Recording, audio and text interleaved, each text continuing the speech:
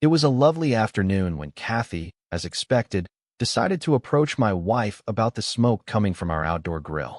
She started shrieking over the fence, saying that the smoke broke some made-up HOA rule and that it had to cease right away. Kathy's nerve was amazing, but she didn't know that I had put my wife and our property well within the limits of power that even she couldn't question. My wife stayed calm as she yelled at me and got the grill ready for dinner. Kathy didn't realize that my wife was also the fire marshal for our district, and she didn't know that she had set off a reaction she couldn't control. That meant that everything she did about flames, smoke, and safety was legal, controlled, and recorded in her area of responsibility. Kathy had unwittingly set a trap for herself. I saw the fight from the interior of the house. Cameras that record every second.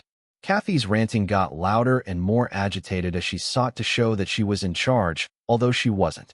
My wife walked up to the fence calmly and told me about the safety measures, ventilation, and legal compliance steps that had been performed. Kathy kept trying to say that she could enforce HOA laws on the issue, but my wife's job as fire marshal made the whole argument pointless. Kathy tried to scare her normal way, but when it didn't work, she called 911 to make things worse. She said that the smoke was dangerous and that we needed to act right away. I kept an eye on the call and our property cameras at the same time, writing down every false claim and showing that we were following all fire codes and safety rules in real time. Kathy had no notion that her call would merely render her guilty of false reporting and harassment. Not long after, the local officials showed up. The police and fire inspectors backed up what my wife had said. The barbecue was safe, legal, and well-ventilated. Kathy's complaints were not true, and her acts could now be seen as harassment because she has a long history of interfering with our property and our legal efforts.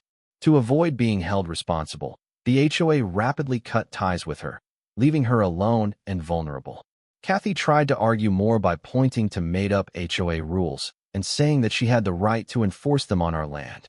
I calmly told her again that she had no legal power here and that any more harassment or threats might lead to criminal charges, fines, or legal action. My wife was powerless since she was a fire marshal. We had security papers and the law itself. From that day on, Kathy or anybody else who tried to stop us from having legal fires, smoke, or barbecues on our property would face swift legal and regulatory action. Cameras, logs, and other records made sure that everything that happened after that was documented, making it impossible for anyone to break the chain of evidence against them. It was evident what the lesson was.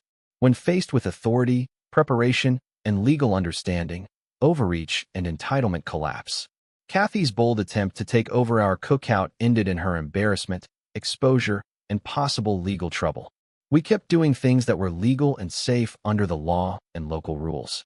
In the end, being brave without knowing what you're doing finds its match in authority, preparation, and legal protection. Kathy's attempt to take control of our property taught us a clear lesson about going too far and being careless. My wife was totally empowered and legally protected, therefore she was able to do her job without any problems. And Kathy's power over our property was forever taken away.